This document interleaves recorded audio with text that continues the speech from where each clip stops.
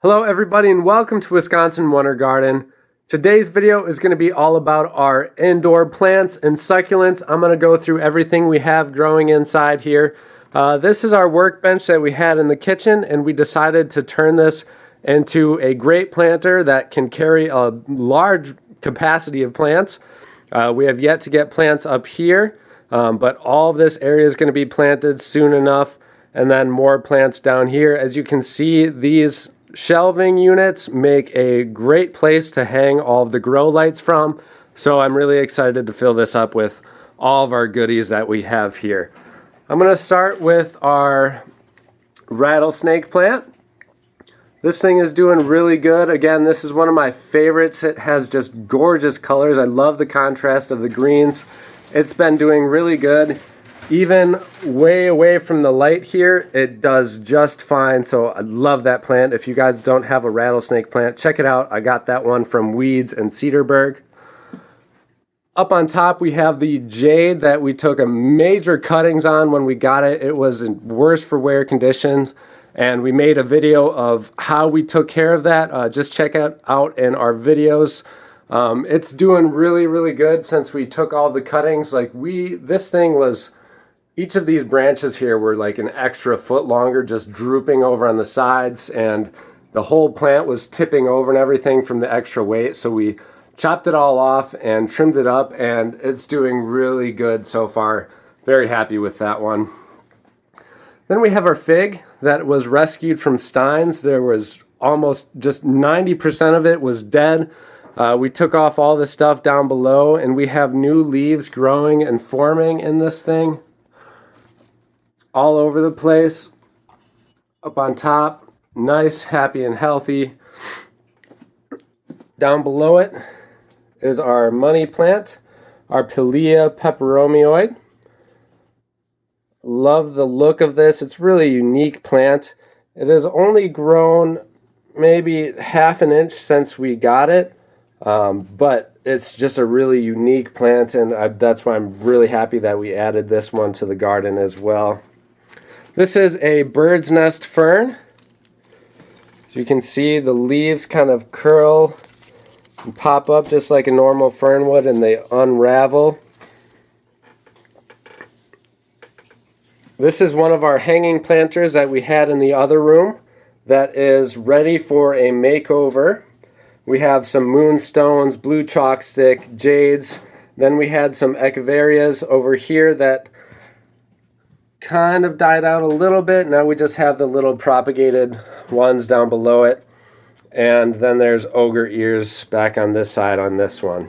I'm going to unscrew my grow light here so we get a little bit more natural light when showing you guys these. All of these succulents were from Mill Creek Garden Center in Marshfield.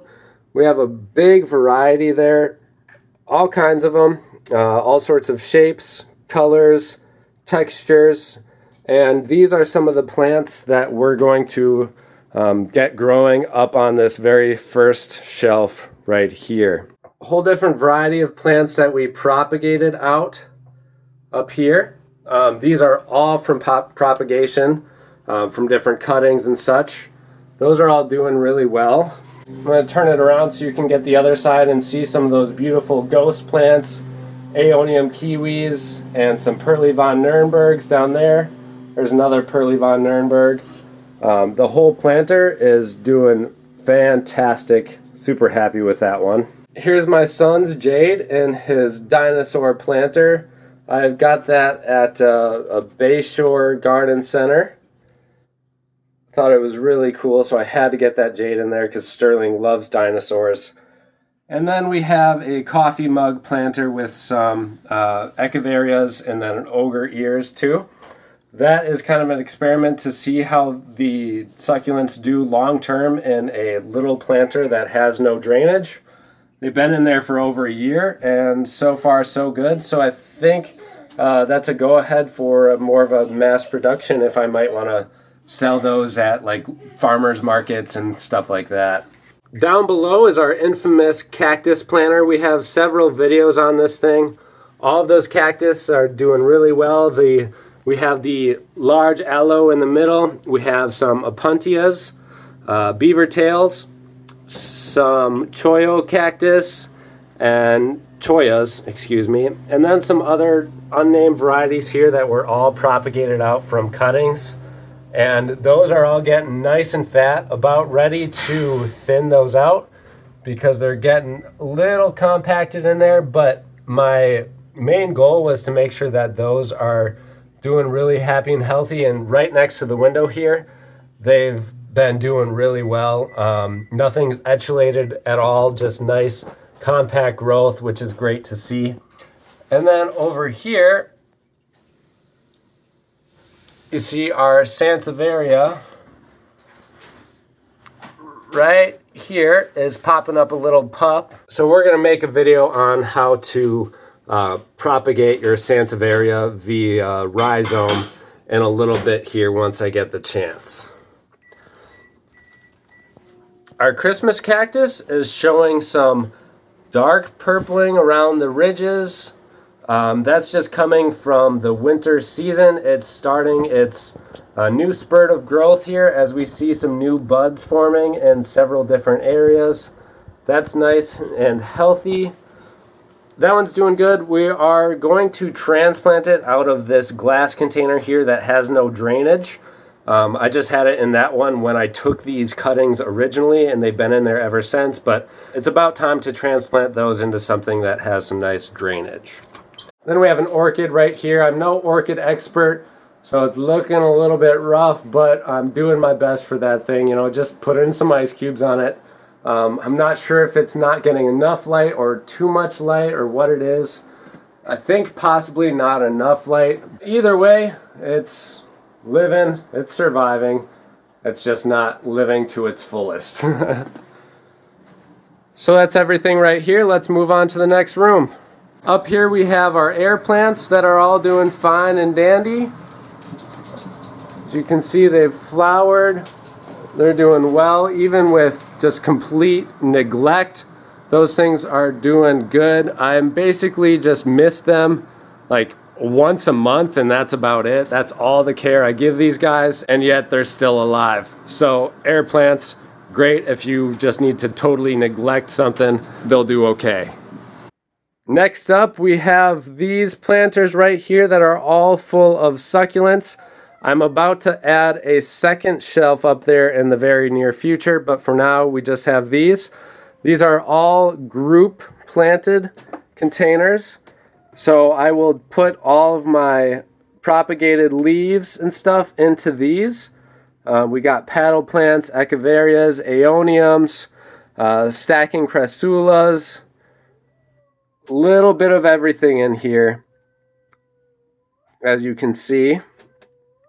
This is just kind of my bin where I'll just throw stuff into if I lose some leaves. As you can see,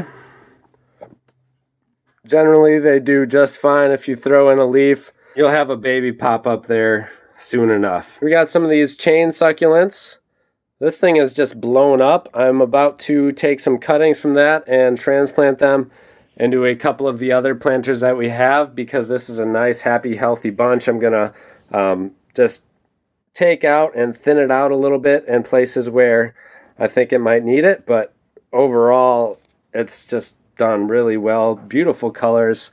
I love this one. It's just a unique plant overall to have. Popping over on this side, it's the same thing. I'll just take different cuttings and petals and throw them in there and let it be. As you can see, they are a little bit low. When I started this, I just didn't have quite enough soil in here. So I'm going to be making a video on, taking all of these out, going through the best ones that I have and replanting this whole thing with the soil nearly up to the surface. That way they get a little bit more sunlight. They're not too etulated because I've been taking cuttings like this one here. You see, kind of legged out, and then I topped it. And that's where you get these rosettes to form. But in the future, once I get these filled all the way to the top, I won't have any of those issues at all because they'll be getting even more sunlight. Overall, it's a pretty healthy bed, and I like the way these succulents look when they're just kind of growing wild like that. It's not like all of the single pots that most people grow succulents into. Just throw them all into one big old thing and they'll produce for you. Then in this seed tray we have multiple other succulents. We got the chain succulents, Aeonium kiwis, Pearly von Nurnbergs, ghost plants, some donkey tail, and then over here is a real special plant called a Epiphyllum Curly Sue, Guatemalense, I think I'm pronouncing that right, Monstros EP1, so Curly Sue for short. This thing, I guess, is pretty rare and hard to come by. I've only seen a couple of videos on YouTube, and so I'm really excited for the future of this one. I got this from Weeds and Cedarburg, and as you can see, it's bloomed twice over here, and I've been trying to make a video of it, but I was out of town when these bloomed, and then they ended up just like this one here, just kind of laid over like that after it was about to bloom. These two I think bloomed, but I missed them. And this one I'm kind of waiting on, seeing what happens with it, but it just kind of laid over there these past couple of days. So I've yet to see a good representable bloom for this plant, but as soon as I do, I will make an entire video all about this thing. And even if I don't, I'll make a video about it soon anyways, because I'm going to repot it in a respective planter for it so it can live a long, happy life. That's a really unique plant. Again, a Curly Sue, if you check that one out. Not very common at all, so I'm excited to make a few videos for you guys. So thank you guys all so much for watching. That's everything we have growing indoors right now. I hope you all enjoyed. Stay tuned as this summer is coming around the corner real fast. We've got all sorts of vegetables and outdoor plants to show you guys, as well as several other trees that we planted in the yard. Thank you guys all so much for watching. We'll see you in the next video.